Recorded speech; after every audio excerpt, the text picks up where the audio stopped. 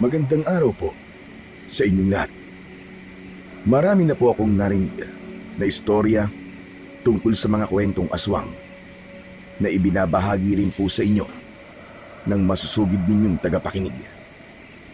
Tangi ang inyong programa lamang po ang napili kong pagsulatan ng isang natatangi at nakakakilabot na aking karanasan sa nangyari po sa baryo ng Santa Fe. Naganap po iyon taong 1970, kung saan ay lumipat kami sa baryo ng matandang babae na nagbenta sa amin ng lupa. At dahil ex-convict po ako, walang gustong tumanggap sa akin. Pamilya ko at ang pamilya ng asawa ko, lahat sila ayaw sa akin, sapagkat nakapatay na raw po ako ng tao at galing sa kulungan. Hindi ko na lamang po babanggitin kung sino ang aking napatay, bilang respeto na rin po sa pamilyang naargabyado ko.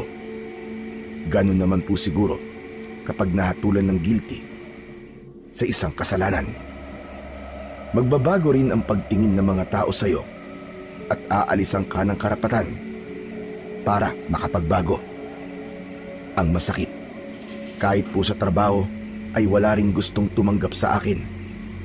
Kaya pagsasaka po ang napili kong hanap buhay sa lugar na aming nilipatan. Ngunit ang katahimikan na hinahangad namin na mag-asawa ay kalbaryo pala ang aming mapupuntahan. Bago ko po simulan ang aking kwento, ay gusto ko pong sabihin sa inyo na ang ilang bahagi ng lugar at pangalan ng tao ay sinadya ko pong baguhin upang bigyan ng kaligtasan ang mga taong nakatira roon. Kilalanin niyo na po lamang ako sa pangalang Marco, at ito ang aking kwento. Mahal, pasensya ka na kung sa Paragos lang tayo ng kalabaw sumakay. Wala raw kasing tricycle ang pumapasok sa baryo ni Lola Esther eh. Sus, ano ka ba naman? Pati ba naman to? Ihingi mo pa sa akin ng pasensya? Okay lang ako. Masaya nga eh. Ngayon lang kasi ako nakasakay ng ganitong klaseng sasakyan. Ay nako, ang asawa ko. Kaya minahal kita ng sobre dahil sa pagiging maunawain mo sa akin. Hayaan mo, kapag nakaraos tayo, bibili tayo ng motor na kapag gusto nating pumunta sa bayan. Binola mo pa ako. Totoo naman kasing sinasabi ko sa iyo eh. Masaya ako sa bagong yugto ng buhay natin. Isa pa, huwag tayong mangangarap ng sobra mahal. Yun lang kaya natin. Mahal, hindi ka ba nagsisisi? Nagsisisi saan? Na sumama ka sa akin kahit nakulong ako. Ay nako, magdadrama ka na naman ba? Alam mo mahal, nang makilala kita sa kulungan, alam ko na mabuti kang tao. Saka kahit kailan, hindi ko pinagsisisihan na sumama ako sa iyo. At ikaw ang pinili kong maging asawa. Hindi naman lahat ng nakukulong ay masama, di ba? Tsaka hindi ba, kaya ka naman nakulong ay dahil pinagtanggol mo lang naman ang kapatid mo. Hindi ko lang talaga maiwasan ang hindi malungkot, mahal. Talaga bang gusto mong tumira sa lugar na to? Marco, bakit ba pala yung tanong mo sa akin? Kanina ka pa hindi mapakali ah. Ikaw yata ang ayaw sa lugar na to eh. Eh kasi naman, mahal, tignan mo ang palayan, oh. Tigang, tuyo, at walang buhay ang bawat paligid. Walang bahay na makikita. Parang nakakapanibago ang paligid, mahal. Malayong malayo sa itsura ng syudad. Sa una lang yan, ayaw mo ba nun? Kapag nagsimula na tayo magtanim ng palay sa bukid, tayo lang ang magkakaroon ng bagong ani na palay. Di ba nakita mo naman? Wala sa kanila nagtatanim ng palay, kahit ng mga gulay. Pumapabor pa nga sa atin ang pagkakataon. Sana nga, mahal ko. Napakarami natin dapat patunayan. Sa pamilya mo, sa pamilya ko. Hinusgahan nila ang pagkatao ko, mahal. Hayaan mo na. Ang mahalaga, hindi kita hinusgahan at hindi ka masamang tao para sa akin. Ay nako, ngayon ka pa ba panghihinaan ng loob? Kasama mo na ako? Magiging tatay ka na, mahal. O ayan, sumisipa na naman ang anak natin, no? Narinig yata yung sinasabi mo. Ang lahat ng pagod at pag-aalala ko ng mga sandaling yon ay nawala, Sir Blair. Lalo na nang maramdaman ko ang paggalaw ng tiyan ng asawa kong si Amelia. Wala nang sasaya pa sa puso ng isang ama kapag naramdaman ang pintig ng puso ng kanyang anak sa sinapupunan ng asawa. Yun ang karanasan na tuluyang nagpabago sa aking pananaw sa buhay. Muli naming itinuon ang paningin sa daan. Nang mga oras na yon ay tanghaling tapat na. Mataas ang sikat ng araw, pero hindi namin yon pansin dahil abala kami sa pagtingin sa paligid na nadadaanan namin. Nakaupo kasi kami ni Amelia sa hulihan ng Paragos, kaya malaya naming nakikita ang paligid ng lugar. Sino ba naman ang mag-aakala na sa edad kong 35 taon ay magiging tatay ako? Akala ko nun tatanda na ako ng binata Sus, bakit ikaw lang ba? Ako rin naman 28 taong gulang na ako. Bago binayayaan ng anak. Pero pakiramdam ko, Daisy pa rin ako. Ha? Anong Daisy? Daisy 8. Hindi ko napigilan ang hindi matawa sa biro na yon ni Amelia. Akala ko talaga niloko niya ako sa edad, kaya nahalikan ko siya sa kanyang kamay. At sa pagtungo ko, biglang gumewang ang gulong ng Paragos. Napansin namin na nasagasaan ng gulong nito ang isang kalansay ng kalabaw. Bumakas ang takot sa mukha ng aking asawa dahil sa labis na gulat. Kaya naman, agad ko siyang niyakap ng mahigpit at tinakluban ang kanyang mga mata. Humingi naman ng pasensya sa amin ang lalaking nakasakay sa ibabaw ng kalabaw na siyang may hawak sa tali noon. Salamat na lang talaga sa lalaki na yon dahil libre niya kaming pinasakay sa kanyang Paragos. Ang Paragos ay ang karitong hila-hila ng kalabaw na madalas na ginagamit ng mga magsasaka para maghatid ng kalakal sa malayong lugar. At dahil natakot ang asawa ko, sinikap kong pakalmahin ang loob niya. Huwag kang matakot, mahal. Marami raw talagang namatay na hayop sa lugar na to dahil bihira raw umulan Walang mainom na tubig at namatay ang mga damo na pinagkukunan nila ng pagkain. Pero sana naman, ibinaon nila yung patay na kalabaw bilang pagpapahalaga nila sa buhay ng hayop na minsang naging katulong nila sa pagtatrabaho nang hindi naman pakalat-kalat sa daan. Hayaan mo na. Huwag ka na magalit. Natakot ka ba? Medyo lang naman. Nagulat lang talaga ako. Tsaka, yung amoy ng katawan ng kalabaw, amoy bulok. Para ka namang ewan. May mabango ba naman na patay na hayop? Tinawanan ko na lang ang sinabing yun ni Amelia dahil gusto kong mawala ang takot na nararamdaman niya. 9 na buwan ng buntis ang asawa ko. Kabuwanan niya na. Pero nagiging sensitibo pa rin siya sa mabahong amoy sa kanyang paligid. Ilang linggo na lang ay makikita ko na ang unang anak namin ni Amelia. Ganun daw talaga kapag nanganganay. Minsan lumalampas daw ng 6 na araw bago manganak. Kaya lahat ng paraan sa pag-iingat ko sa mag-ina ko ay ginawa ko. Kulang na lang, buhatin ko siya para huwag lang siyang mapagod sa paglalakad. Habang hawak ko ang kamay ni Amelia, ay napasulyap ako sa alaga naming aso na si Pulgoso.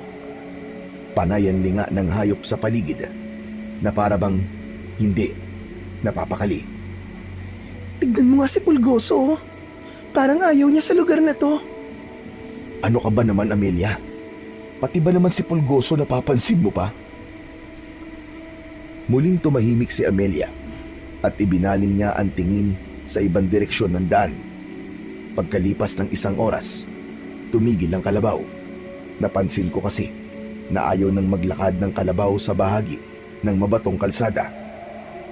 Kaya napilitan ang lalaki na huminto sa tapat nun. Sinabi niya sa amin na hindi na raw kayang pumasok ng kalabaw sa baryo ng Santa Fe. Paahon daw ang daan at mahihirapan daw ang kalabaw niya dahil sa mga dala niyang mga kalakal. Napatingin ako sa muka ng aking asawa dahil kailangan naming maglakad papasok sa baryo. Mabuti na lang ng mga panahong yon, konti lang ang dinala namin gamit. 2 bag lang ang dala ko.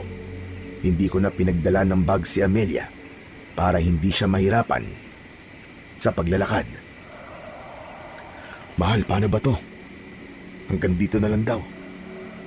Kaya mo ba maglakad? Oo naman, mahal. Exercise na rin to para madali akong manganak. Sigurado ka ba? Oo nga, ano ka ba? Huwag ka nga masyado mag-alala.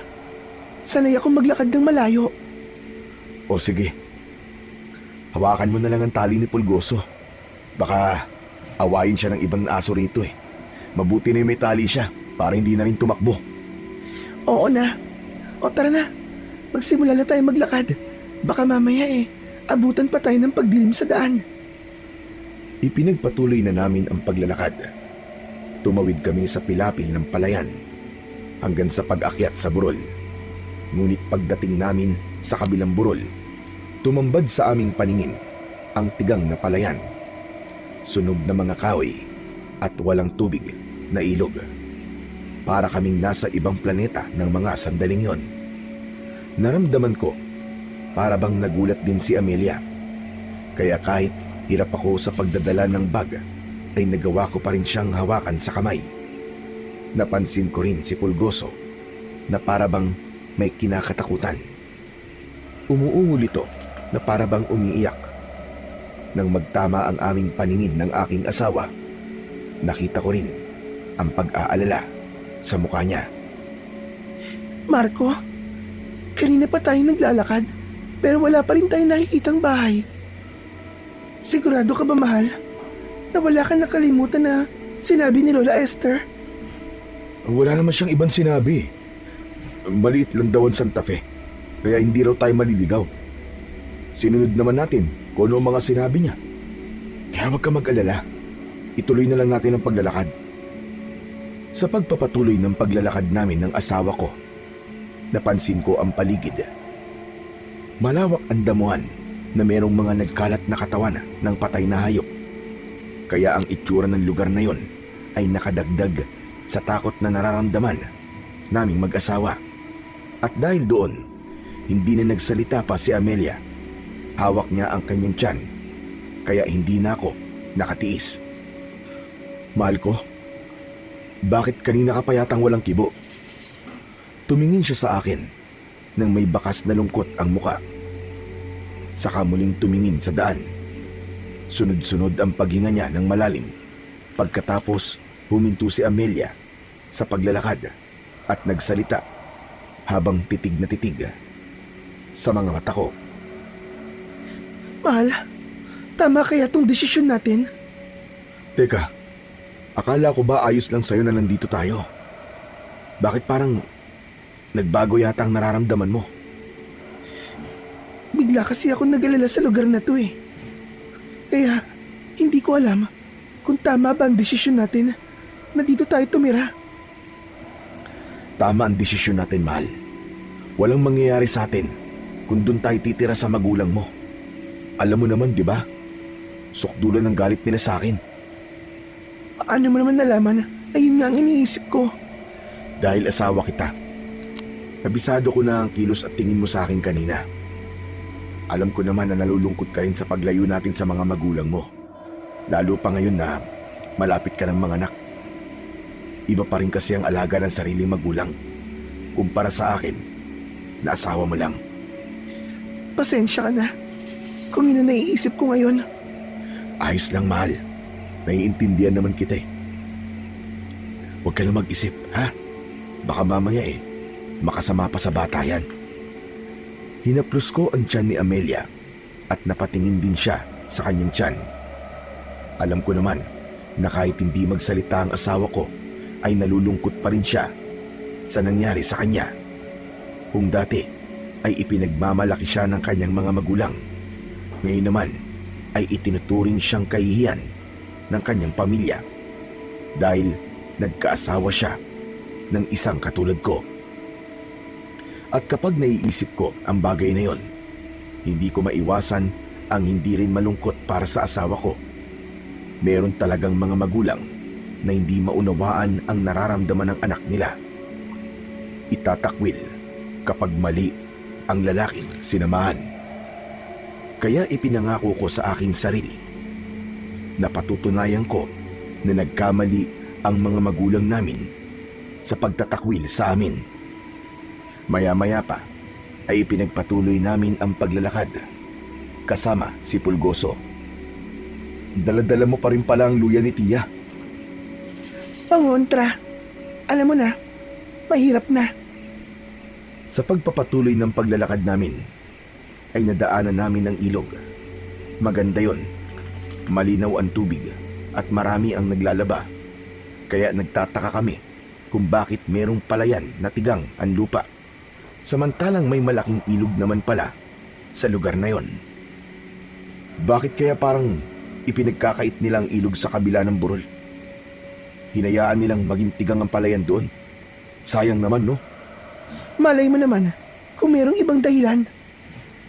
Kahit na ano pa ang dahilan nila, pagdadamot pa rin yun, di ba? Kung sa bagay, tama ka naman. Marco, teka lang. Tignan mo yung mga babaeng naglalaba, oh. Lahat sila nakatingin sa atin. Grabe naman ang mga taong yan. Ang sama kong makatingin. Para tayong kakainin ng buhay, ah. Kanina ko pa napapansin. Hindi lang ako nagpapahalata sa'yo. Talaga bang malakas ang pangontra ng luya para sa buntis? Oo naman. Ilang beses na raw napatunayan ni Tia ang bisa nito. Bakit mo naman naitanong? Ha? Wala naman. Naisip ko lang. Mahigpit ba ang pagkakatali niyan sa bewang mo?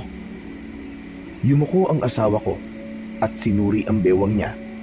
Nakita ko naman na maayos ang pagkakatali ng luya sa bewang ni Amelia. Hindi ko alam kung bakit bigla akong naging balisa ng mga sandaling yon.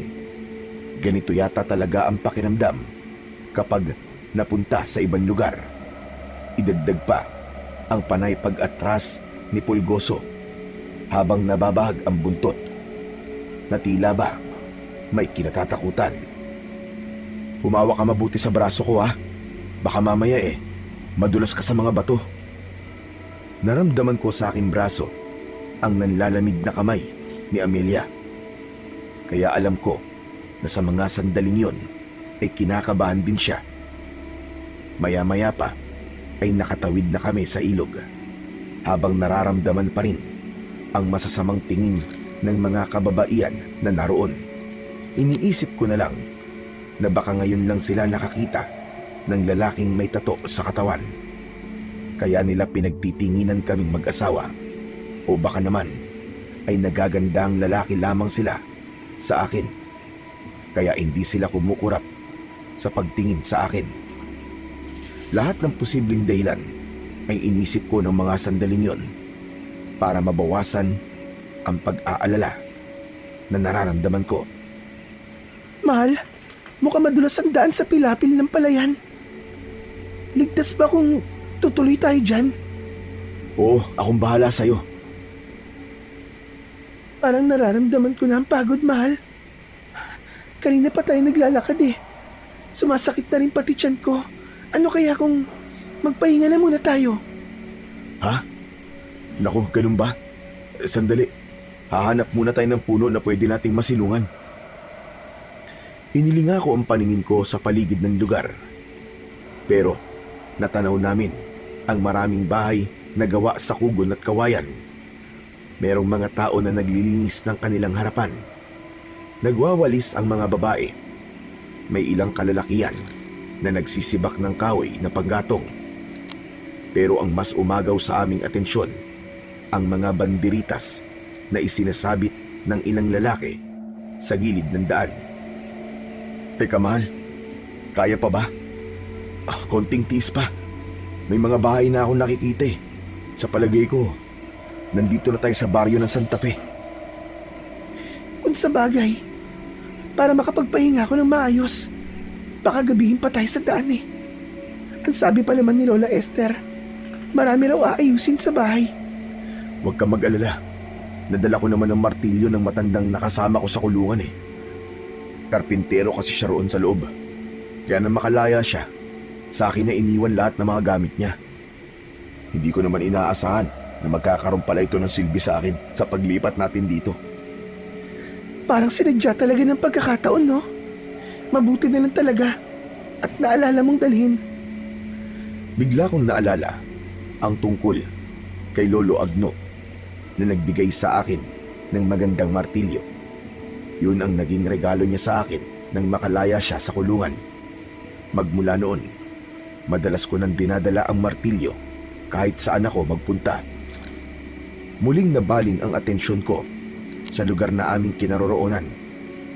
Kahit paano ay nawala ang takot na nararamdaman ko, pati ng asawa ko, dahil tuluyan na kaming nakahinga ng maluwag nang makita ang kabuuan ng lugar na yon. Pagkalipas ng ilang minuto, sa wakas, narating namin ang maliit na tarangkahan ng baryo kung saan ay pinagtitinginan na naman kami ng mga tao, lalo na ang asawa ko na nakakapit sa aking braso. Si Pulgoso naman ay nakasiksik din sa aming dalawa ni Amelia. Dahan-dahan kaming naglakad, kaya napansin namin na tumigil ang lahat sa kanilang mga ginagawa, pati na ang mga kalalakihan na nag-aayos ng banderitas sa gilid ng daan. Mahal ko, nakita mo ba ang itsura ng kanilang banderita sa gilid ng daan? Oh, bakit? Mukha kasing ano eh. Mukhang ano, Amelia? Hindi naman mukhang banderitas yan eh. Parang pinato yung bituka ng hayop. Mahal, huwag mong takutin ang sarili mo. Ano ka ba? Huwag mo nalang pansinin ang mga yan. Alalahanin mo, buntis ka. Baka makasama sa'yo kung palagi mong papansinin ang mga ginagawa nila. Malay mo naman, meron silang kaugalian dito. Hayaan mo na lang. Nasabi ko lang yun sa asawa ko para wag na siyang matakot. Gusto ko tuloy pagsisiyan ang pagpunta sa baring yon dahil sa mga taong nakatira doon. Pero kahit may kakaiba kaming napapansin, nanatili pa rin kaming kalmado at ipinakita ko sa aking asawa na matapang ako at kaya ko siyang protektahan anuman ang mangyari. Ilang saglit pa ay may humarang sa amin na isang lalaki. Wala siyang damit na pang-itaas, kagaya ng ibang mga lalaking naroroon. Suot lang nila ang salawal na puti. Ang mga babae naman ay nakasuot ng bestidang kulay puti. Ang laylayan nun ay halos sumayad na sa lupa, para akong ibinalik sa sinaunang panahon. Maya-maya pa ay nabaling naman ang atensyon namin sa lalaking nagsalita. Napansin ko, may baril siya sa gilid ng kanyang bewang. Nagsindi ang lalaki ng sigarilyo at iniabot niya yon sa akin. Sigarilyo? Sige ho, salamat na lang. Ayos lang ho. Hindi naman ako naninigarilyo eh. Saan kayo galing?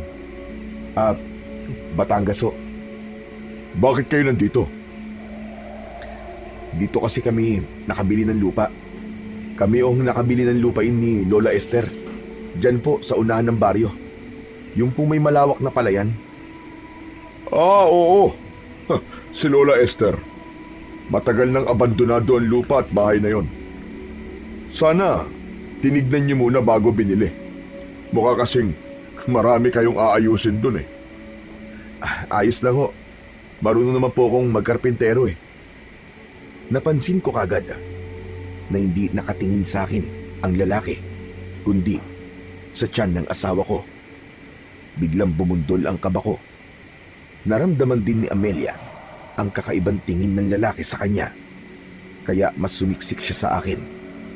Naisip ko na lang na baka ganun lang talaga sila kung makatingin, dahil maganda at kakaiba ang suot namin na damit kumpara sa kanilang mga kasuotan. Maya-maya pa ay muling nakipag-usap sa akin ang lalaki na parabang umaasta siyang matagal na kaming kakilala, habang hindi pa rin niya inaalis ang tingin sa tiyan ng asawa ko. Mas hinihigpitan ko ang pagkapit sa kamay ng asawa ko. Kulang na lang ay magtago siya sa likod ko. Saka ko lang naman napansin na may bahid ng dugo ang balat ng lalaki. Kaya pala naaamoy ko ang malansang singaw ng katawan niya. Hindi naman yun nakaligtas sa kaharap ko. Nahuli niya akong nakatingin sa balat niya. Eto ba? Naku, pasensya na kayo. Malansa katawan ko eh. Paano? Nagkatay kami ng baboy kanina. May konti kasi kaming pagsasalo mamayang gabi. Kaya minamadali namin ang pag-aayos sa mga banderitas. Kaya hindi ko napansin na marumi pala ang katawan ko. Ano po ba ang okasyon? Konting salo-salo lang ng pamilya. Halos lahat kaming nakatira rito magkakamag-anak. Walang iba rito, maliban sa inyong mag-asawa. Magtatanong pa sana ako sa lalaki nang maramdaman ko ang kamay ni Amelia sa braso ko na parabang hinihilan niya na ako para umalis sa lugar na yon. At teka, matanong ko lang, saan ba kayo sa Batangas? Trapeche po. Alam ko yun. Taniman ng mga tubo at puting rosas. Matagal na po naubos ang mga pananim doon. Nagsindi ang lalaki ng sigarilyo habang pakalug-kalug ang ulo dahil sumasang-ayon siya sa sinasabi ko. Si Amelia naman, kanina pang walang imik, habang nakakapit pa rin sa aking braso. Ganun talaga kapag nasa ibang lugar, kailangan makisama, lalo na sa mga tao na nakatira doon. Kailangang hindi sila tatalikuran kapag nakikipag-usap. Yun ang pagpapakita ng respeto at pakikisama sa mga tao sa baryo. Ako nga pala si Natoy. Ako ang namumuno sa baryo na to. Kapag may problema, magsabi lang kayo at ako na ang bahalang umayos. Kaya kung kailangan nyo ng tulong ko, huwag kayong mahihiyang magsabi. Salamat po, Mang Natoy. Dito walang problema. Tahimik ang lugar namin at malulusog ang mga tanim. Kaya lang, noong nakaraang buwan, nagkaroon ng epidemya eh. Epidemya? 20 bata ang namatay. Hindi namin alam kung bakit. Wala makapagpaliwanag, kaya sinunog na lang namin ang mga bangkay nila. Sabay hit-hit ni Mang Natoy ng sigarilyo niya habang nakatungo. Hindi siya tumitingin sa aming mag-asawa, pero ramdam ko ang panginginig sa kamay ni Amelia.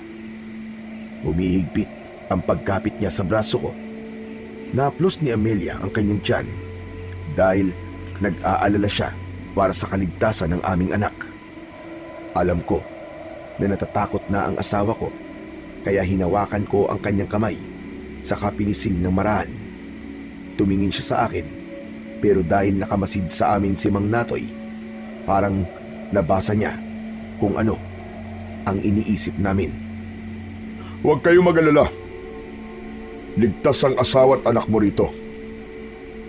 Tila nararamdaman din ng aming kaharap ang takot na nararamdaman ng aking asawa. Napansin ko naman na parabang kakaiba ang suot na kwintas ni Mang Natoy. Magtatanong pa sana ako nang biglang lumitaw ang isang batang lalaki. May kapansanan siya. Hati ang kanyang labi hanggang sa ilong. Pero napansin ko na parabang sinadya yun at hiniwa ng tanim. Nawala lang ang atensyon ko sa batang yumayakap kay Mang Natoy nang biglang hawakan ng bata ang tiyan ni Amelia. Pasimple kong hinila ang aking asawa papunta sa likod ko, pero hindi tumigil ang bata sa paghipo sa tiyan niya. Dala ng takot, ay nagyaya na si Amelia sa akin. Marco, hindi pa ba tayo aalis? Napapagod na ako eh. Ang sakit na ng binti ko. Oo, aalis na tayo. Huwag na kayo mag-alala mag-asawa. Tapos naman na ang epidemya. Lalaki na malusog ang anak niyo rito. Siya nga pala. Ito ang anak ko, si Kiko. Mahilig talaga siya sa buntis. Kasi gusto niya na magkaroon ng kapatid. Kaya po pala ganyan siya. Mang Natoy, paano po ang bibig niya? Yun ba? Nataga ko. Napagkamalan ko kasing aswang nang minsang malasing ako. Akala ko talaga napatay ko nga eh. Mabuti na lang at nakaligtas ang anak ko. Nagulat ako sa sinabing yun ni Mang Natoy.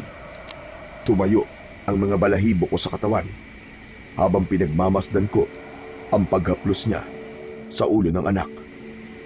Patuloy pa rin ng bata sa paghipo sa tiyan ng asawa ko. Kaya sinaway na siya ni Mang Natoy. Hoy, ano ka ba? Baka mamaya masaktan si... teka, ano nga ba ang pangalan niyo mag-asawa? Ako po si Marco. Ang asawa ko naman po, si Amelia. Pasensya na kayong dalawa sa anak ko, ha? Hoy, ano ka ba, anak? Tigilan mo na nga yan, halika nga rito. Baka mamaya masaktan ang anak ni Amelia. Hinawakan ni Mang Natoy ang kamay ng anak. Saka muling tumingin sa aming mag-asawa. Bakas sa mukha nito ang labis na hiya. Huwag ka na magulo, Kiko. Bumalik ka na sa bahay. Nag-uusap pa kami ng bisita natin eh. Nagugulo ka rito. Pero dahil hindi maawat ang bata sa paghawak sa kamay ni Amelia, pinalo ni Mang Natoy ang kamay ng bata sa harap namin. Saka sinabunutan ng buhok.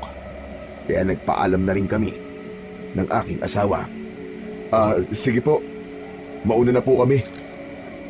Hindi ko na hinintay na magsalita si Mang Natoy. Mabilis namin siyang tinalikuran at naglakad ng maraan.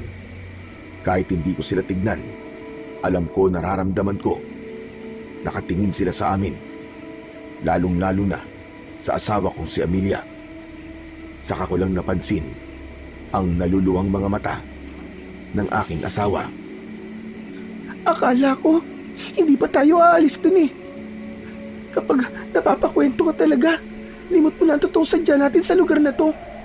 Nakakainis ka. Kanina pa kita hinihila eh. Pambihira ka talaga, oo. Sandali lang, ang puso mo naman. Galit ka na naman kaagad. Makakasama sa anak natin yan eh. Ikaw naman kasi, nakita mo na nga na halos haluin na ng batang yun ang tiyan ko. Kontento ka pa rin sa pakikipag-usap sa lalaking yun. Oo, naaawat na. Huwag ka na magalit, mahal. Pasensya ka na talaga. Hindi ko lang talaga maiwasan si Mang Natoy kasi mabuti naman yung pakikitungo niya sa atin eh. Kaya huwag ka na magalit. Hayaan mo at sa susunod, iiwasan na lang natin yung bata. At si Mang Natoy kung gusto mo. Ayos ba yun?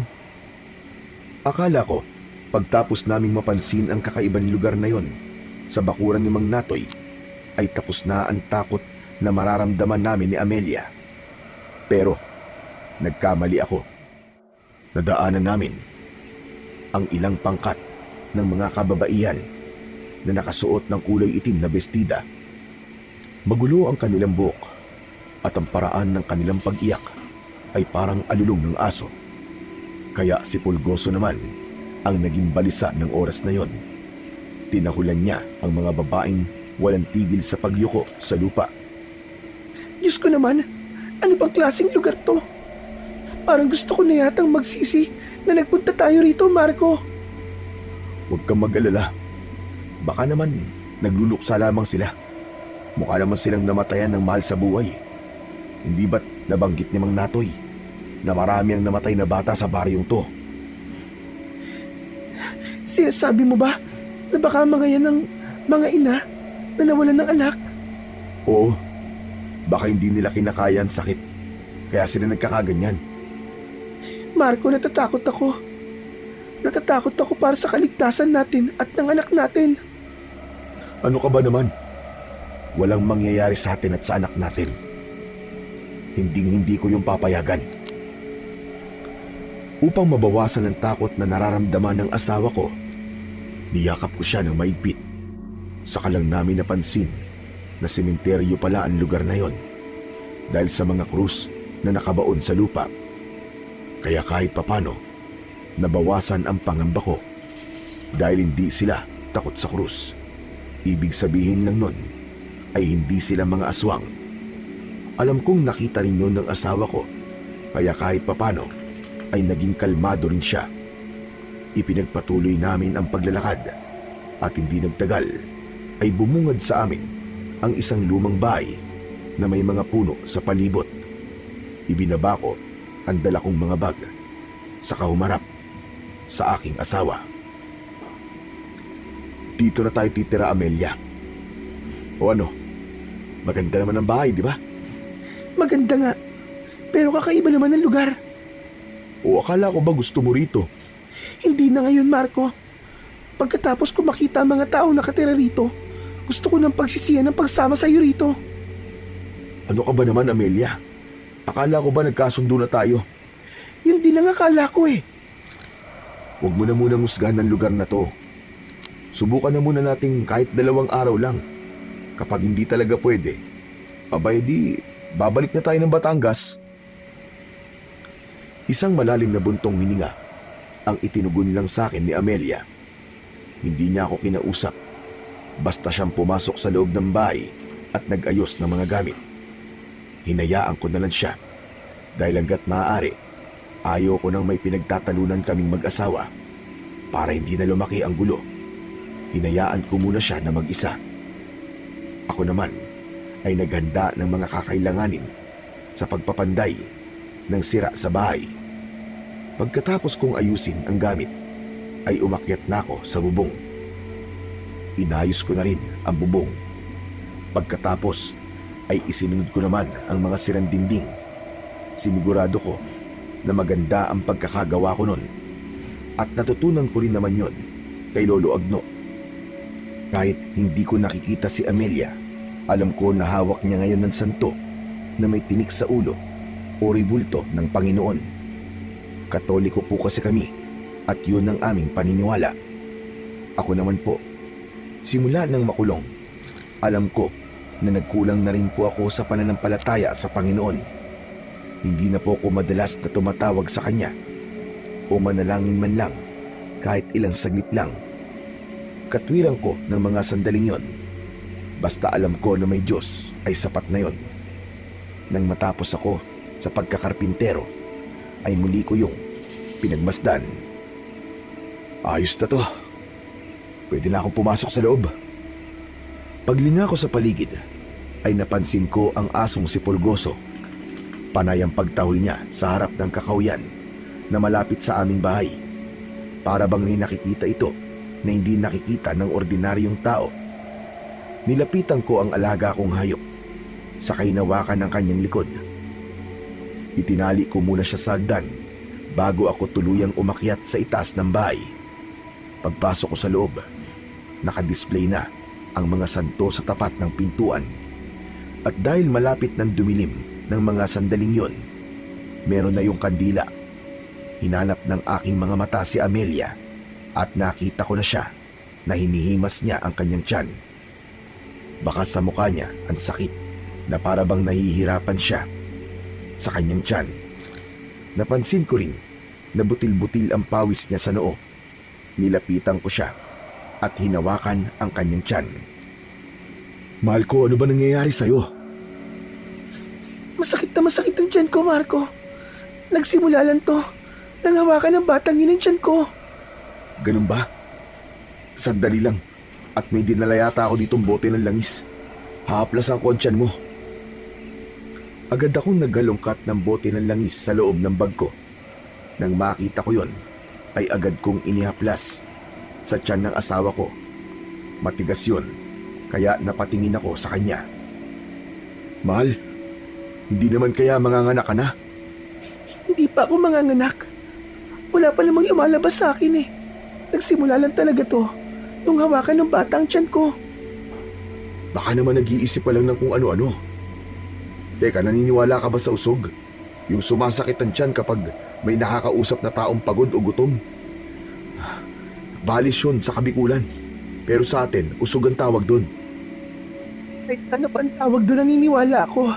Kasi kanina naman, ayos pa ang pakiramdam ko eh. Simula nung makausap natin na magkabang yun, sumakit na ang tiyan ko. Baka nauusog na ako, Marco.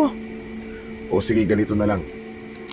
Kapag hindi na wala ang sakit ng tiyan mo, sa langis na inilagay ko, maghahanap tayo ng albularyo sa lugar na to at ipapagamot kita. Tumango ang asawa ko sa sinabi ko, habang himas pa rin niya ang kanyang tiyan. Nakangiwi ang mukha niya na lalong nagbigay sa akin ng labis na pag-aalala. Bakit hindi ko naisip yon?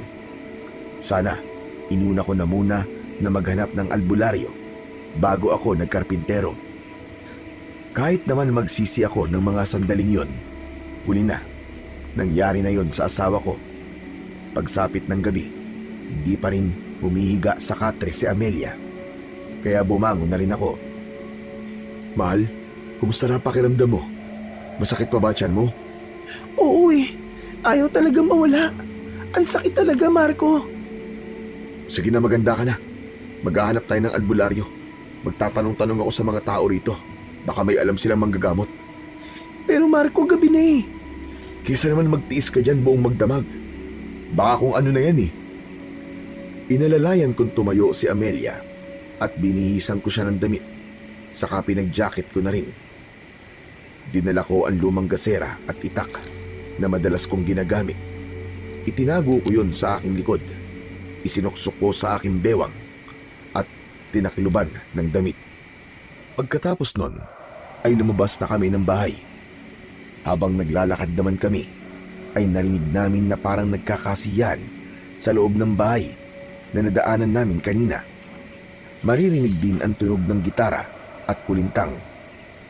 Hindi yon sinasabayan ng awitin, kundi ang naririnig lang nakasabay ng tunog ay ang malalakas na tawanan ng mga lalaking lasing. Para bang yun ang nagsisilbing awit para sa instrumento nila. Humigpit naman ang kapit ng kamay ng aking asawa sa braso ko. Mahal, sigurado ka ba sa gagawin natin? Oo naman, huwag ka mag-alala. Magtatanong lang naman tayo sa kanila eh. Wala nang nagawa ang asawa ko, kundi sumunod na lamang sa akin. Dahil nakikita ko naman na sobra na siyang nasasaktan sa kanyang tiyan. Kaya naman, maigpit ko siyang inakbayan habang naglalakad. Pagpasok namin sa pintuan ng malaking bahay, nakita namin ang maraming tao. Lahat sila ay walang suot na pang-itaas na damit. Nagkakasiyahan sila na para bang meron silang sariling mundo. Agaw pansin din sa amin ang isang matandang babae. Hawak ang isang instrumentong kung tawagin ay kulintang. Nung una ay hindi ko alam ang ibig sabihin ng instrumentong yun. Pero nang marinig ko ang tunog nun, para bang inuutusan nun ang mga taong naroroon na manahimik. Hindi na lang namin sila pinansin dahil baka mas lalo lamang kaming magtawag ng atensyon. Hanggang sa makita ko ang isang matandang lalaki. Bulag siya at sunog ang kanyang muka. Hinilabutan ako dahil para siyang naaagnas na bangkay. Sobra talaga ang takot na idinulot ng mga tao na yon sa aming mag-asawa. Kaya kahit ganun ang nararamdaman ko, nanatili akong matatag para sa asawa ko, si Amelia. Tatang, tanong lang po, meron po bang manggagamot dito? Hindi sumagot ang matandang nakatayo sa harap ng lamesa. Hawak ng matanda ang bote ng alak at bigla siyang natigilan. Nang hindi sumagot ang matanda, narinig ko ang boses ng matandang babae sa gilid ng bahay. Ibinaba niya ang kulintang at masamang tumingin sa amin. Wala na. Wala nang manggagamot sa baryong ito. Napatitig ako sa matandang babae nang magsalita siya ng ganun. Habang nakatingin siya sa asawa ko, kakaiba ang kanyang mga mata. Pati ang maitim niyang labi. Hulubot ang kanyang muka at magulo ang kanyang buhok. Sa tingin ko, siya ang namumuno sa lugar na yon. Mas lalong natahimik ang buong bahay na yon. na kung susuriin ay parang bahay aliwan. Lahat ng mga taong naroroon nakatingin lang sa amin ng seryoso. Maya-maya pa ay lumapit sa amin ng pamilyar na lalaki. Si Mang Natoy, mukhang nakainom na siya dahil medyo pasuray-suray na ang kanyang paglalakad. Oh, kayo pala. Kumusta kayo mag-asawa sa bahay na nilipatan nyo? Ayos lang po. Naghahanap lang po kami ng manggagamot. Aba bakit? Sumasakit ba ang tiyan ni Amelia? Hindi ko inaasahan na bigla niyang hahawakan ng tiyan ng aking asawa. Sa una ay hinayaan ko siya dahil baka nagmamalasakit lang siya sa amin. Ano ba masakit sa iyo, Amelia? Masakit ba ang tiyan mo? Hindi inalis ni Mang Natoy ang kanyang kamay sa tiyan ng asawa ko at halata ko naman na hindi komportable si Amelia sa ginagawa niya na yon kay Mang Natoy. Kaya tinabig ko ang kanyang kamay. Oh, bakit? Huwag niyo po siyang hahawakan. Bakit naman? Inaalam ko lang naman kung masakit talaga ang tiyan niya. Nagmamalasakit lang naman ako sa kanya. Ang damot mo naman. Hindi ko nagustuhan ang kanyang mga sinabi. Kaya nang muli niyang hahawakan ng tiyan ng aking asawa, malakas ko nang tinabig ang kanyang kamay. Nagsipagtayuan din ang mga kamag-anak niyang naroroon, habang ang matandang babae ay nakatingin sa amin at nanatiling nakaupo sa bangko. Ang matandang lalaki naman, na may sunog ang muka at bulag, ay lumapit sa may pintuan. Nagkatinginan kami ni Mang Natoy habang hawak ko pa rin ang kanyang kamay. Ano? Hindi mo ba bibitiwan ang kamay ko? Dahil hindi ko binitiwan ang kamay ni Mang Natoy, malakas niyang hinila ang kamay niya mula sa pagkakahawak ko at agad niya akong sinuntok sa aking muka. Kasunod nun, sinakal niya ako. Naramdaman ko ang magaspang niyang mga kamay. Bumaon ang kuko niya sa leeg ko. Dahil dun, natakot ng gusto si Amelia. Marco! Mang Natoy, ano ba? Bitiwan niyo po ang asawa ko! Pero hindi pinakinggan ni Mang Natoy si Amelia. Naramdaman ko na lang ng mga sandaling yon. Umangat ang paa ko sa sahig. Kaya mas lalong lumakas ang sigaw ng asawa ko. Kaya naman, tinabig ko ang kamay niya at malakas ko siyang sinuntok sa panga. Nabaling ang mukha niya sa kanan. Dahil sa nangyari, nagsilapitan sa amin ang mga kamag-anak ni Mang Natoy. Kaya naman, nakaganti ng suntok sa akin ang lalaki. Sa pagkakataong yon, muli niya akong sinakal sa leeg at iniuntog niya ako sa dingding. Kakaiba ang lakas niya dahil nagawa niya akong maiangat gamit ang isang kamay lang niya. Ikaw na nga tinutulungan. Ang yabang mo pa. Marco! Marco! Dayo lang kayo dito ah. Kung makaasta ka, kala mo, may ibubuga ka. Ika! Tama na yan! Pauwiin niyo na sila! Bigla kong naramdaman ang pagluwag ng kamay ni Mang Natoy sa aking leeg. Kasunod ng pagsalita ng matandang babae. Umuwi na kayo. Buntis siya. Hindi siya dapat natatakot. Habang nagsasalita ang matandang babae, nakatingin siya sa tiyan ng aking asawa. Saka lang ako tuluyang pinakawalan ni Mang Natoy. Para bang batas sa lugar na yon ang utos ng matandang babae. At si Mang Natoy naman, ang matapang na tauhan ng matanda. Pero ang matandang lalaki kanina na pumigil kay Mang Natoy, sa kanya ako naiwagaan. Hindi siya katulad ng mga taong naroroon. Iniligtas niya ako sa kamay ni Mang Natoy. Sa pagkakataong yon, pinili naming umalis dahil nag-aalala ako sa kaligtasan ng asawa ko. Pero kung nagkataon na wala akong inaalala, sinisigurado ko na mapapatay ko silang lahat. Yun ang isang bahagi ng aking pagkatao na hindi ko maaaring ipagsabi kahit na kanino. Iba akong magalit dahil hindi ko kayang kontrolin ang galit ko. Hindi ako natatakot pumatay ng tao Lalo na kapag alam kong nasa tama ako. Ayoko nang inaargabyado ako. Mula sa pagkabata, laman na ako ng gulo. Madalas akong napapaaway. Kaya naman, ang nangyari ngayon ay pangkaraniwan na lamang sa akin. Nagbago lang ako nang makilala ko at maging asawa si Amelia. Pero kapag siya na ang masasaktan, hindi ako magdadalawang isip na pumatay para sa aking pamilya. Pagdating namin sa bahay, napansin ko na nanginginig ang katawan ni Amelia dahil sa takot. Nakaupo siya sa bangko sa harap ng lamesa. Sa ibabaw naman nun ang isang gasera. Mahal, patawarin mo ko kung nangyari yun sa harap mo kanina. Hindi nagsalita si Amelia para bang hindi niya makalimutan ang mga nangyari kanina. Kaya kumuha na lang ako ng dilata para maghanda ng pagkain. Nagutom ako sa suntok ni Mang Natoy. Pero syempre, kailangan kong baliwalain ang sakit para hindi na mag-alala ang asawa ko. Sa maghapon na yon, hanggang hating gabi, parang ang dami na nangyari sa amin. Pero nang mapansin ko na hindi pa rin siya nagsasalita, ay tinanong ko na ang asawa ko. Oh, mahal, ano na naman bang iniisip mo? Gusto ko nang umuwi kina inay sa Batangas. Natigilan ako at binitiwan ang kutsilyong hawak ko na ibubukas ko sana sa delata. Tumalikod ako sa kanya. Bigla akong nakaramdam ng sakit dahil sa sinabing yon ng asawa ko.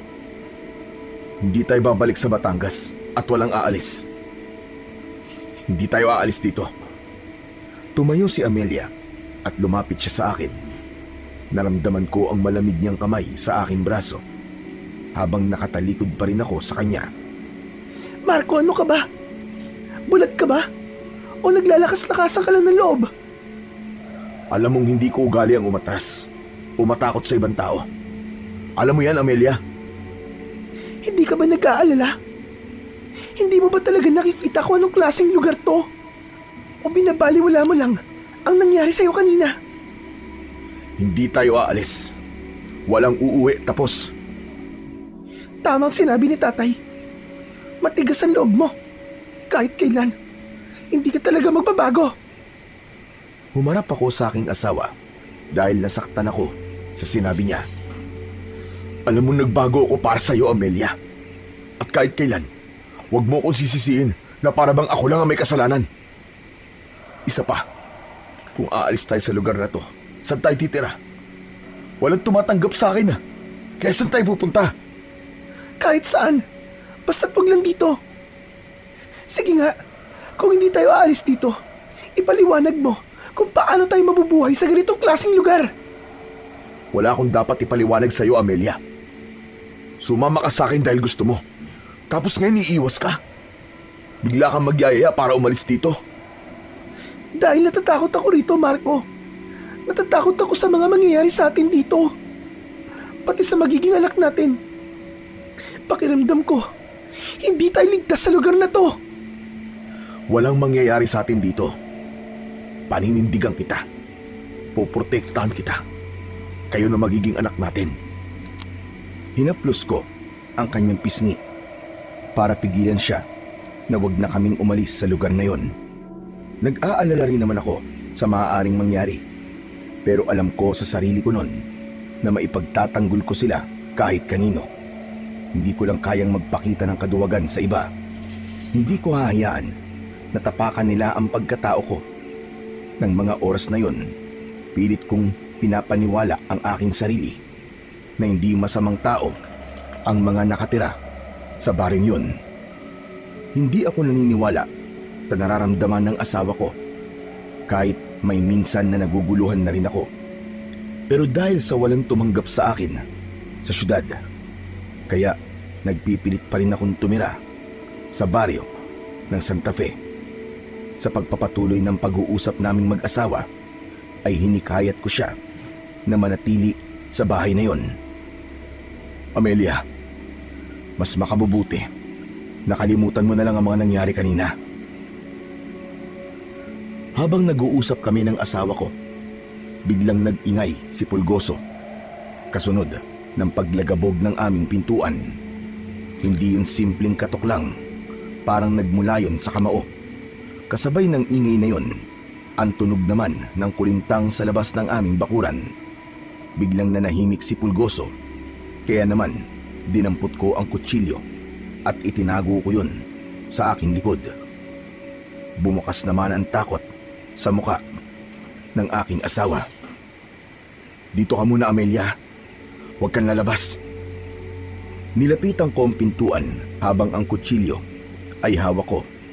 Sa pagbukas ng pinto, pumasok ang malakas na hangin kaya namatay ang nakasinding 2 kandila sa tabi ng santo. At sa pagbungad ko sa pinto, nakita ko si Mang Natoy. Nakatayo siya sa harapan ko. May kasama siyang lalaki sa likod niya.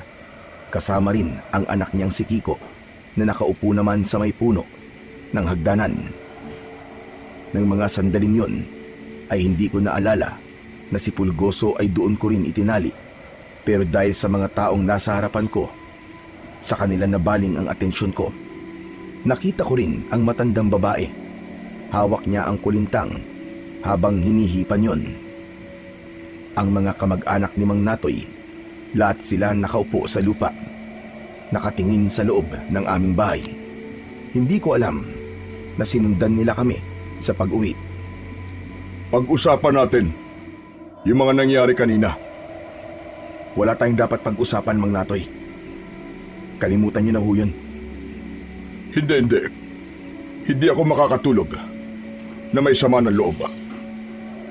Dahil mapilit si Mang Natoy, lumabas ako ng pintuan at sa balkonahe kami nag-usap. Ipinakita ko sa kanila na hindi ako natatakot sa kanila habang ang aking kutsilyo ay nakatago pa rin sa aking likuran. Bukas na lang po tayo mag-usap, Mang Natoy. Pupunta naman ako sa bayan eh. Doon na tayo mag-usap. Magpapahinga na po kami. Napansin ko na natigilan si Mang Natoy habang hihit-hit sana ng sigarilyo. Nakatingin siya sa loob ng bahay namin. Kaya nang sundan ko ang kanyang tingin ay nakita kong sinisindihan ulit ni Amelia ang kandilang namatay kanina gamit ang posporo.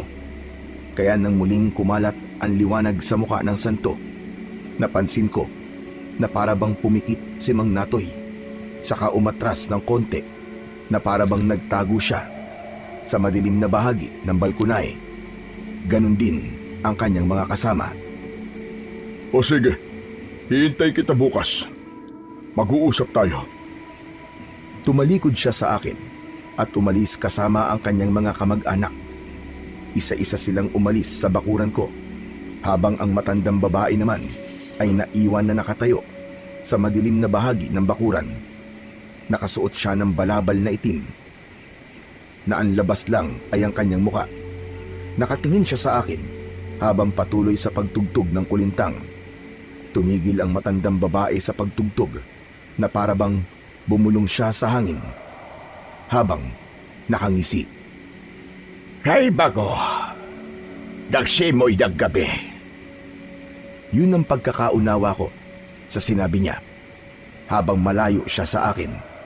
Malikot ang mga mata ng matandang babae. At dahil sa kakaibang kilabot na nararamdaman ko ng mga sandaling yon, isinarado ko ang pintuan at pumasok ako sa loob ng bahay namin. Nang maisara ko ang pinto, ay narinig kong tinawag ako ng aking asawa. Marco! Marco! Agad akong nagpunta sa loob ng aming silid at nadatnan ko siya na hinihilot ang sarili niyang tiyan. Nakaupo siya sa gilid ng katre habang namimilipit sa labis na sakit. Marco! Masama ang pakiramdam ko. Masakit na masakit ang tiyan ko. Pakiramdam ko ang init ko. Dala ng labis kong pag-aalala sa aking asawa. Hinapdos ko ang tiyan niya. Hinilot ko rin ang kanyang ulo. Kaya nalaman ko na nilalagnat si Amelia. Pupunasan na lang kita ng basantela at bukas na bukas din maghahanap tayo ng albularyo na gagamot sa'yo. Baka kasi malapit ka ng mga anak. kaya sumasakit ang tiyan mo. Nahiga si Amelia sa katre at inihanda ko naman ang tela para basain at ipunas yun sa kanya. Nang matapos ko ang pagpupunas sa katawan niya, ay nahiga na rin ako sa tabi niya. Dala ng pagod, ay agad akong nakatulog. Kinabukasan, hinasa ko ang itak na dadalhin ko sa pagpunta ko sa bayan. Pinaghandaan kong muli ang pagkikita namin ni Mang Natoy. Siniguro ko na matalas yun. Sinipat ko at hinawakan ang talim ng itak. Ngunit isang malakas na sigaw ang narinig ko mula sa pintuan sa labas. Boses yun ni Amelia. Takot na takot. Kaya naman, dala ng pag-aalala ko, tumakbo ako papunta sa pinagmumulan ng boses ng aking asawa. Nadatnan ko siya na umiiyak. Nanginginig ang kanyang mga kamay. Amelia? Ano nangyari? Ano nangyari, mahal? Magsalita ka! Amelia! Hindi sumagot ang aking asawa. Sa halip, itinuro niya ang alaga namin na si Pulgoso. Nanlaki ang mga mata ko nang makita ko ang pugot na ulo ni Pulgoso. Nakatusok yun sa matulis na kawayan habang ang dugo ay nakakalat sa lupa. Bakit hindi ko yun naisip? Mahal na mahal ni Amelia si Pulgoso, kaya gano'n na lang ang iyak niya. Niyakap ko siya ng mahigpit. Bumakas ang galit sa aking muka. Alam ko na si Mang Natoy ang may gawa nun sa aso namin. Marco! Marco, ang aso natin! Pinatay nila! Huminahon ka. Huminahon ka lang, Amelia. Halika, pumasok muna tayo sa kusina. Inalalayan ko siyang maglakad patungo sa kusina. Saka kumuha ng isang basong tubig at ipinainom yun sa kanya. Kita ko pa rin ang panginginig sa kanyang kamay. Kaya mas lalong umusbong ang galit ko para kay Mang Natoy. Kaya naman, hinanda ko ang aking itak. Isinuksok ko yun sa aking bewang. Pupuntahan ko na si Mang Natoy at mananagot siya sa pagpatay niya sa aking alagang aso. Isang plano na hindi ko sinabi kay Amelia. Lumapit ako sa harap ng altar. Hinawakan ko ang mukha ng rebulto, saka pumikit. Sa unang pagkakataon, ay nagdasal ako sa Panginoon na sana ay gabayan niya ako sa gagawin ko. Yun din ang unang pagkakataon na nagtiwala ako sa Panginoon, habang si Amelia naman ay nagtataka sa ikinikilos ko. Teka, Marco! Saan ka pupunta? Dito ka lang, Amelia. Huwag kang sumama. Hintayin mo ako, may aayusin lang ako. Marco, umalis na lang tayo dito. Hindi ko pinansin ang sinabi ng asawa ko. Buo na ang pasya ko. Napapatayin ko si Mang Natoy dahil sa ginawa niya sa aso ko at para matigil na rin ang panggugulo niya sa amin. Habang nakatingin ako sa aking asawa, biglang napako ang paningin ko sa martilyo na nakapatong sa ibabaw ng lamesa. Hindi ko alam na para bang nakita ko na kumislap yun. Pero hindi ko nalang pinansin at kinausap ko si Amelia. Mahal, babalik ako. Huwag kang mag-alala. Mabilis lang ako ron. Hindi ko na hinintay na magsalita pa si Amelia para pigilan ako. Agad na akong umalis sa bahay at iniwanan ng aking asawa. Pagkalipas ng ilang minuto na paglalakad, nakarating ako sa bahay, aliwan. Nakatayo ako sa harap ng bahay. Napansin ko na tahimik ang paligid sa mga oras na yon. Para bang walang tao. Pero dahil galit na galit ako, mabilis akong pumasok sa loob ng bahay. Nakita ko ang bulag na matandang lalaki. Nagulat ito sa biglang pagpasok ko habang pinakikinggan ang kilos ko sa loob. Nasaan si Mang Natoy? Hindi kagad nakapagsalita ang matandang lalaki, kaya inulit ko ang pagtatanong sa kanya. Habang papalapit ako sa kanyang kinatatayuan, hindi ko rin inaalis ang paningin ko sa kanya. Saan ko makikita si Mang Natoy? Huwag ka nang maghanap ng gulo. Nasaan si Mang Natoy? Hindi ako sinagot ng matanda habang pilit siyang lumilinga sa paligid na para bang balisa. Halata ang takot sa kilos ng matanda. Halos Pabulong ang pagsasalita niya na para bang iniingatan nito na merong makarinig sa pinag-uusapan namin. Umalis na kayo ng asawa mo rito. Hindi mo ba alam na ang lahat ng mga taong nakatira rito ay mga aswang? Walang aswang-aswang sa akin. At walang aswang sa lugar na to. Kaya mabuti pa, ituro niyo sa akin kung nasan si Mang Natoy. Aswang sila. Aswang na tiktik na pumapatay sa mga babaeng buntis. Kaya hinaan mo ang boses mo, Marco. Naririnig nila tayo. Huwag niyo akong lukuhin, ha? Hindi mo ba naririnig ang mga ingay na yan? Hindi ka ba naniniwala? Pakinggan mo. Pakinggan mo ang ibinubulong ng hangin. Ang tunog sa paligid. Ang kanilang mga huni. Kaya't makinig kang mabuti. Umalis ka na. Ilayo mo ang asawa mo rito. Saglit na tumigil ang matanda sa pagsasalita habang pinakikinggan ang huni ng kulintang sa paligid, pati na ang tunog ng mga gitara at iyakan ng mga babae. Kahit mahina ang tunog ng mga yon, ay alam ko na nagsasabi ng totoo ang matanda. Pilit ko lang yung binabaliwala. Muling nagsalita ang matandang lalaki na halos pabulong ang boses. Ang Santa Fe ay pugad ng mga aswang na galing pa sa Visayas at Mindanao. Dito na sila nanirahan at namatay. Ngunit ang karamihan sa kanila ay nandito pa rin.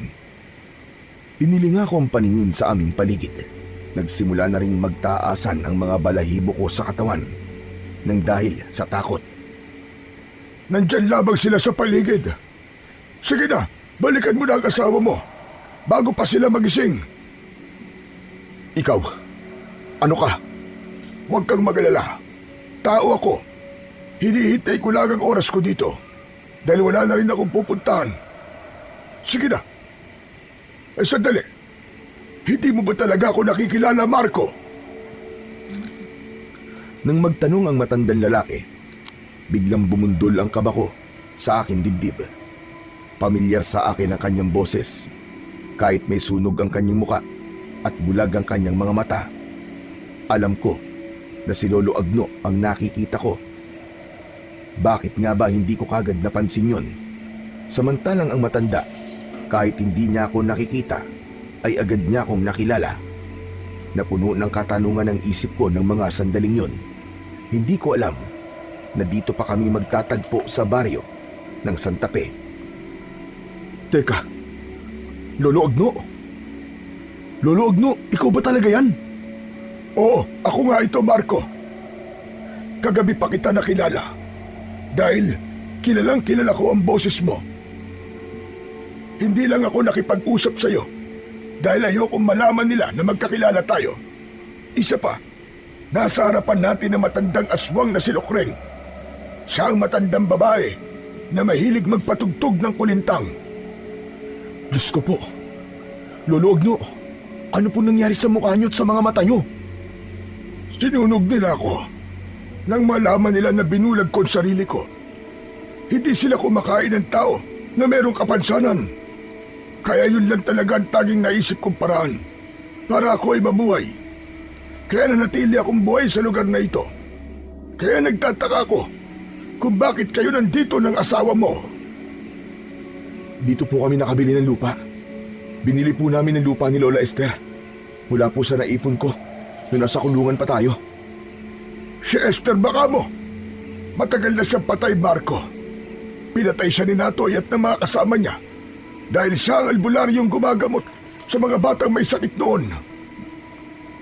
Teka, ano po bang ibig sabihin ng pagtugtog po ng kulintang ng matandang babae na si Lola Lucrin? Ang kulintang ay pagtatawag ng aswang. Ang ibig sabihin nun, meron silang panibagong bibiktimahin. Sila rin ang pumatay sa 20 kabataan na namatay sa lugar na ito. Kaya kailangan mo nang umalis. Sige na, balikan mo na ang asawa mo at umalis na kayo sa baryong ito sa lalong madaling panahon. Pero paano po kayo, Lolo Agno? Huwag mo na akong alalahanin. Hindi nila ako masasaktan. At teka, sandali lang. Nagmamadali ang matanda.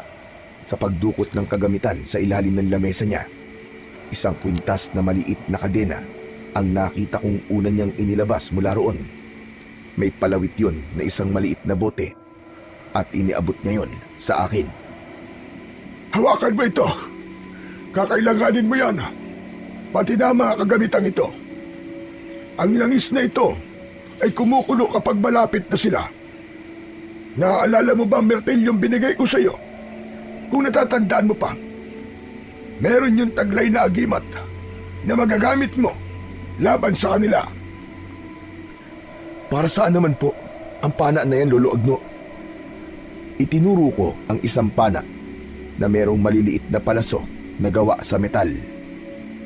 May gatilyo yun na parabang sa baril. Sinasabi na yun daw ang pana ng katapusan. Dinampot ni Lolo Agno ang panang yon at ibinigay din niya sa akin. May kapangyarihan din ito na patayin sila. Ipagamit mo yan sa asawa mo. Sige na, bumalik ka na sa asawa mo. Puntahan mo na siya. Magmadali ka.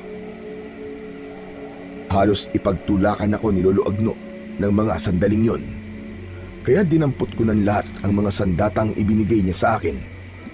Saka walang lingon likod na tumakbo ako at tinahak ang daan pabalik sa aming bahay. Diyos ko. Ang mag-ina ko. Tulungan niyo po sila, Panginoon. Huwag niyo po silang hahayaan na mapahamak. Lakad at takbo ang ginawa ko habang dala ang aking mga sandata. Pagkalipas ng ilang minutong pagtakbo, ay narating ko na sa wakas ang bahay namin. Umakyat kagad ako sa bahay. Itinabi ko muna ang mga sandata at inilagay ko sa aking bulsa ang bote ng langis. Pumasok ako sa silid namin at nadatnan ko roon si Amelia na nagtitiklop ng aming damit. Hindi ako nagsalita. Agad ko siyang tinulungan sa pag-iimpake. Nagtataka naman ng aking asawa sa pagmamadali sa kilos ko. Teka, ano ba nangyayari? Natatandaan mo pa ba ang matandang sunog ang muka at bulag na tumulong sa akin nung gabing nagsuntukan kami ni Mang Natoy? Oo, bakit? Anong tungkol sa kanya? Hindi ka maniniwala, Amelia. Siya si Lolo Agno ang nagbigay sa akin ng martilyo sa kulungan. Dito pala siya nakatira. At si Lola Esther na nagbenta sa atin ng lupa. Patay na siya, Amelia. Ano? Diyos ko, paano nangyari yun? Pinatay siya ni Mang Natoy. At hindi lang yun. Siya rin ang pumatay sa 20 bata na sinasabi niya sa atin na namatay sa epidemya. Patawarin mo ako, mahal ko. Hindi kagad ako nakinig sa'yo. Hindi dapat tayo nandito. Bumalot ang takot sa muka ng aking asawa nang ipaalam ko sa kanya ang mga natuklasan ko mula sa matanda. Bilisan mo na, Amelia. Aalis na tayo rito. Nang matapos kami sa paghahanda ng damit, ay kinuha ko ang aking martilyo. Iniabot ko naman sa aking asawa ang pana na ibinigay sa akin ni Lolo Agno na maaari daw panlaban sa mga aswang na tiktik. Nagtataka naman si Amelia kung para saan ba ang sandatang yon. Paglabas namin ng pintuan ng bahay, habang dala ko ang 2 bag, narinig ko ang ingay ng tunog mula sa instrumento ng kulintang. Hudyat yun na nagising na ang mga aswang na tiktik. Dinukot ko ang bote ng langis sa aking bulsa at itinaas ko yun sa ere. Kitang-kita namin ni Amelia kung gaano kalakas ang pagkulo ng langis sa loob ng bote. Palatandaan yun na may aswang sa paligid. Pero hindi ko muna yon ipinaalam sa aking asawa dahil ayoko na lalo siyang matakot. Anak ng putya, mukhang di na tayo makakaalis sa baryo to, Amelia. Ha? Anong ibig mo sabihin? Nasa paligid lamang sila nagbabantay. Binabantayan nila mga kilos natin. Anong gagawin natin, Marco? Takot na ako rito. Wala tayong ibang magagawa kundi ang harapin sila. Hihintayin ko ang pagbabalik nila. Tumingala ako sa bubong ng aming bahay. Ibinaba ko ang dala kong mga bag Saka inalalayan si Amelia na pumasok sa loob ng aming kwarto. Tinignan ko ang bawat sulok ng aming bahay. Dito ka lang sa loob ha. May gagawin lang ako saglit sa labas. Tumango ang aking asawa. Mabilis akong umalis sa kanyang harapan dahil iniiwasan ko ang kanyang pagtatanong. Pagkalabas ko ng bahay ay nagpunta naman ako sa kakawyan at kumuha ng mga sanga ng kahoy na may katamtamang sukat para gagawin kong mga sibat. Dinala ko ang mga yon sa loob ng bahay at inilapag ko sa sahig ang mga yon. Tumingin sa akin si Amelia na kanina pang nagtataka sa mga kinikilos ko. Mahal, tulungan mo ko. May gagawin tayo. Mabilis namang kumilos ang aking asawa. Kahit tirap siya sa pag-iipon ng mga nakuha kong kahoy, ay kinaya niya ng walang reklamo. Hindi na niya kinontra ang mga desisyon ko. Gumawa ako ng kulungan para sa aking asawa. Iniligay ko yon sa aming silid para kung sakaling mapasok kami ng mga aswang ay hindi kagad siya masasaktan. Ibinigay ko sa kanya ang langis at pana, habang ako naman ay tinulisan ko ang dulo ng mga kahoy na pinutol ko para gawing sibat. Wala kaming inikan na mag-asawa. Buong araw na inayos namin ang bahay, saka inihanda ang mga sandata. Nakasuksok sa aking bewang ang itak at martilyo. Handang-handa na ako ng mga sandaling yon, habang si Amelia naman ay wala pa ring alam sa totoong dahilan kung bakit ko yun ginagawa. Iniisip pa rin niya na si Mang Natoy ang pinaghahandaan namin.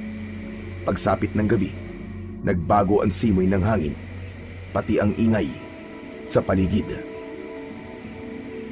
Marco? Anong ingay na yun? Nasisiguro ko na naghahanda na rin sila sa pagsalakay. Diyos ko, hindi po ako madalas na tumatawag sa inyo. Ngunit sa pagkakataong ito, Panginoon, gabayan niyo po kami. Iligtas niyo po kami laban sa mga masasamang nilalang. Ganon din ang ginawa ng aking asawa. Hawak niya ang rosaryo at taimtim na nanalangin. Kinausap niya rin ang aming anak para hindi makaramdam ng sakit. Hinaplasan ko rin siya ng langis sa tiyan at umasa na may bisa ang bote ng langis para bigyan ng proteksyon ang mag-ina ko. Maya-maya pa, ang angil na aming naririnig ay palapit ng palapit sa aming tirahan. Ganon din ang sigaw ng mga aswang sa paligid at tunog ng kulintang na may kakaibang melodiya.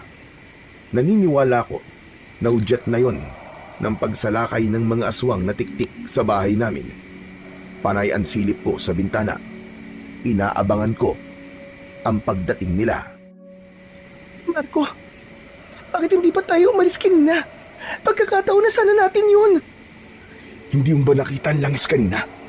Indikasyon yun na malapit lang sila sa bahay natin. Kung umalis tayo kanina at sa daan nila tayo inatake, wala tayong magiging laban sa kanila, Amelia.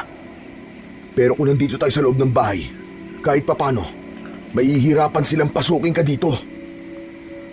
Pero hindi pa rin tayo ligtas sa bahay na to, Marco.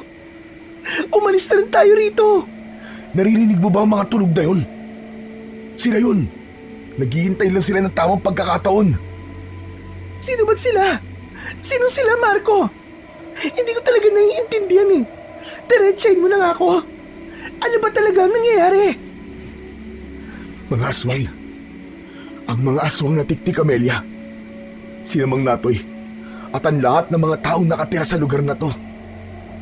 Lahat sila mga aswang na tiktik. Malapit na silang sumalakay sa atin. Tama ka sa kutob mo.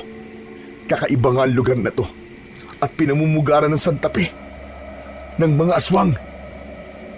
Ano? Sinabi ko naman sa'yo, di ba? Hindi ka kasi nakikinig sa akin eh. Huwag na tayong magsisihan. Tsaka tama ka. Hindi dapat tayo nagpunta sa lugar na to. Dapat nakinig ako sa'yo nung una pa lang. Hindi ko naman alam na mangyayari to eh. Pero wala na tayong magagawa. Nandito na tayo. Inilagay ko sa panganib ang buhay niyo. Tumayo ako at lumapit kay Amelia. Niyakap ko siya ng mahigpit, kaya umiyak siya nang dahil sa labis na takot. Takot na din ako nung mga oras na yon. Pero naisip ko na kailangan kong ipaglaban ang buhay ng mag-ina ko. Lumuhod ako sa harap ni Amelia habang nakaupo siya sa gilid ng katre. Natatakot ako para sa iyo, Amelia. Natatakot ako para sa inyo ng anak natin. Hinawakan ko ang tiyan ni Amelia at kinausap ko ang anak namin na nasa loob ng sinapupunan niya. Anak, pasensya ka na. Pagpasensyaan mo na si Papa. Hindi ko sinasadya, anak. Hindi ko ba ipaliwanag ang takot na nararamdaman ko sa mga sandaling ito, anak? Pero sana, pakinig ka kay Papa, ha? Pakinggan mo ako mabuti. May umaaligid sa atin. Hindi tao, anak, kundi mga aswang. Marco, tama na yan. Umalis na tayo rito. Bilisan na natin. Iniharang ko ang daliri ko sa labi ng asawa ko para bigyan siya ng babala na huwag niyang lakasan ang kanyang boses. Malakas kasi ang pandinig ng mga aswang na tiktik. Yun ang sabi ni Mang Agno. Kaya halos pabulong akong magsalita. Sige, pero aalis tayo rito ng buhay, Amelia. Basta't makinig ka at maniwala ka sa akin. Walang mangyayaring masama sa atin. May awan, Diyos. Tutulungan niya tayo na makaalis dito ng buhay. Pinahawakan ko mabuti kay Amelia ang bote ng langis. Kahit nanginginig ang mga kamay dahil sa takot, maigpit naman niyang hinawakan ang bote. Amelia, makinig ka. Kailangan kong tulong mo. Kailangan kong kooperasyon mo. Pilitin mo maging matatag para sa anak natin. Yumuko ako sa mga kamay ng asawa ko at marahan ko yung hinalikan bilang pagsusumamo. Nang maramdaman ko ang palad ng aking asawa, saka lamang napanatag ang loob ko. Napapikit ako at ipinagdasal ko sa Panginoon ang aming kaligtasan. Maya-maya pa, bigla akong napatayo nang marinig ang malakas na alulong ng mga aso sa paligid. Kasunod ng ingay ng pag-angil. Pagsilip ko sa bintana, nakita ko ang pangkat ni Mang Natoy. Kakaiba na ang kanilang mga itsura. Tumayo sila sa harapan ng bakuran namin habang nakahanay. Nakalitaw ang kanilang mga pangil at nakalaylay ang mahahaba nilang mga dila. Matataas ang kanilang mga ulo.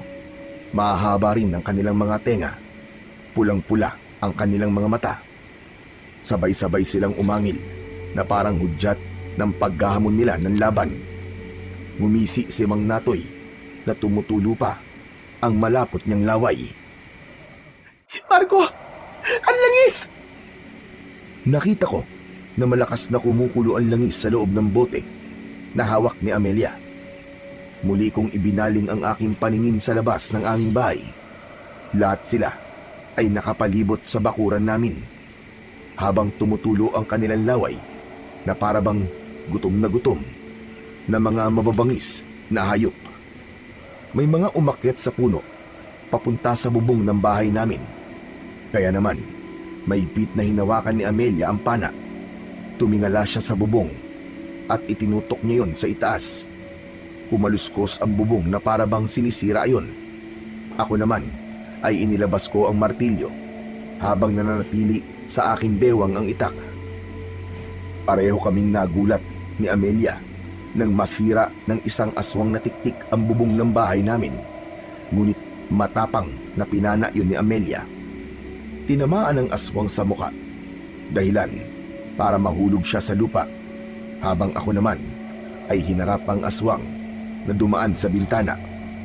Pinalo ko siya ng martilyo sa ulo, kaya nagulat ako nang biglang masunog ang katawan ng aswang.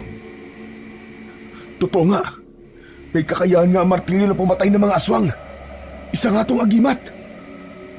Dahil sa sandatang yon, nawala ang pag-aalala ko. Lahat ng pumasok sa aming bahay ay minartilyo ko ang ulo. Muli kong isinuksok ang martilyo sa aking bewang at itak naman ang ginamit ko.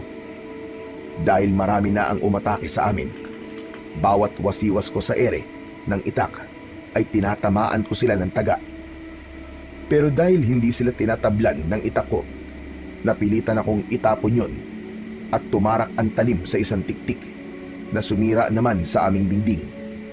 Naging malikot ang mga mata naming mag-asawa dahil alerto kami sa paligid.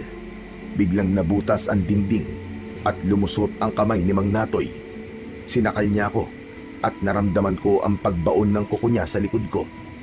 Nagpumiglas ako. Lumaban ako para sa buhay ko.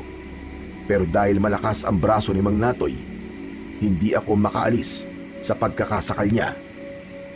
Huwag mo nang ipagkait sa amin ang asawa mo. Hindi ko hahayaan na makuha niyo mag-ina ko. Dadaan muna kayo sa bangkay ko, mga hayop kayo! Sa kabila ng pagpupumiglas ko, nakita ko ang aking asawa. Itinutok ni Amelia ang pana sa braso ni Mang Natoy na nakasakal pa rin sa aking leeg. At nang tamaan ng aswang sa braso, natanggal ang pagkakasakal ni Mang Natoy sa aking leeg. Sako naman siya hinampas ng martilyo, pero nakailag siya. Lumayo si Mang Natoy at pumalit ang iba niyang mga kasama. Nagulat kami nang lumitaw sa harapan namin si Kiko, ang batang aswang.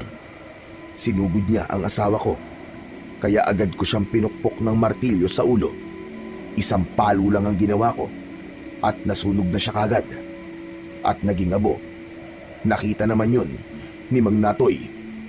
Hindi! Ang anak ko! Pinatay mo ang anak ko! Kulang pa yan sa mga buhay na kinuha nyo! Mga demonyo kayo!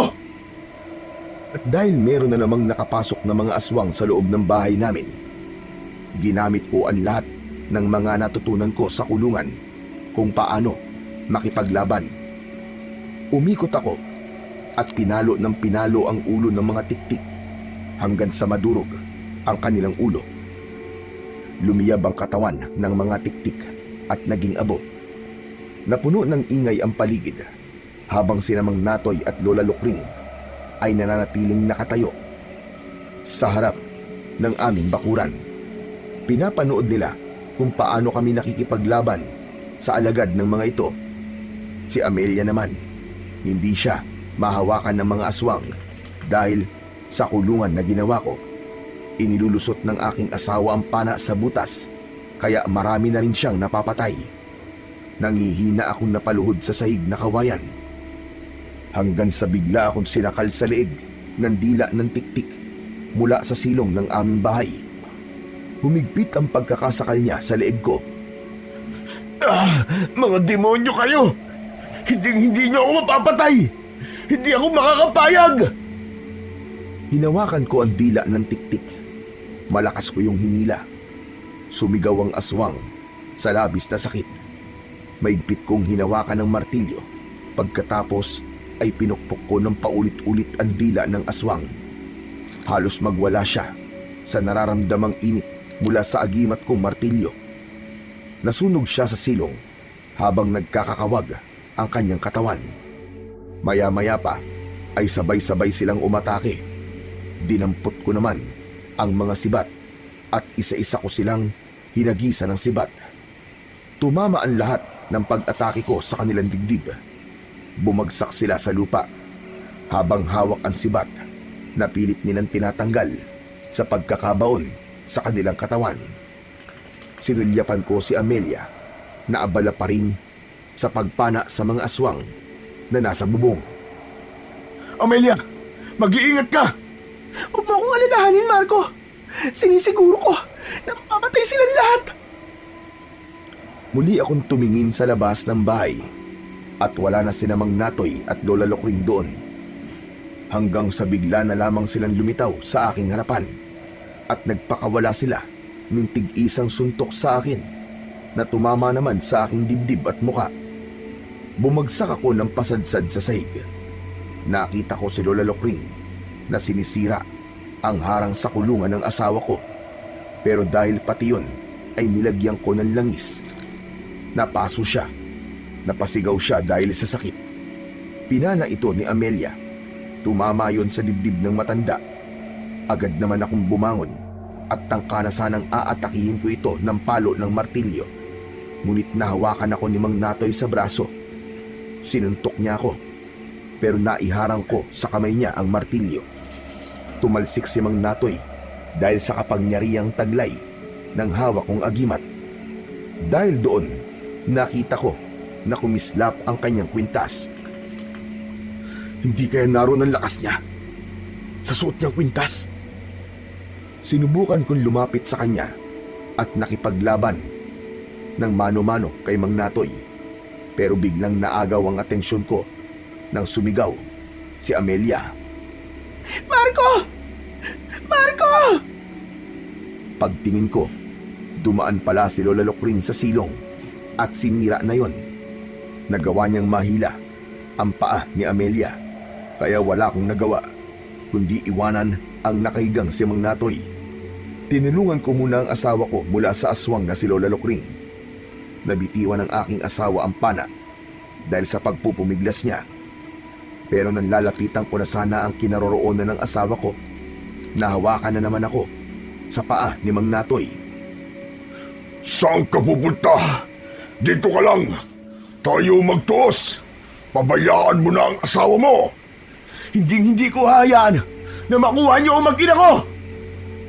Sinipa ko siya sa muka at pinukpok ko ang kamay niya gamit ang martilyo. Nabitiwan niya ang paa ko. Sa kabila ng pagpapambuno namin ni Mang Natoy, mas inisip ko ang kalagayan ni Amelia. Kitang-kita ko na malapit na siyang mahulog sa silong at baka tuluyang makalabas sa ginawa kong kulungan. Pero ginawa ng asawa ko ang lahat para hindi magtagumpay ang aswang na si Lola Lokring. Akin ka na! Sa akin ka na ngayon! Sa akin na ang anak niya! Bitiwan mo ako, hayop ka! Marco! Marco, tulungan mo ako sa demonyong ito! Amelia! Huwag ka lalabas! Lumaban ka! Huwag ka magpapatalo sa kanya! Isuot mo sa leg niya ang kwintas na bote ng langis! Sinild ako ng aking asawa habang nagpapambuno naman kami ni Mang Natoy. Tumalsik ang hawak kong martilyo.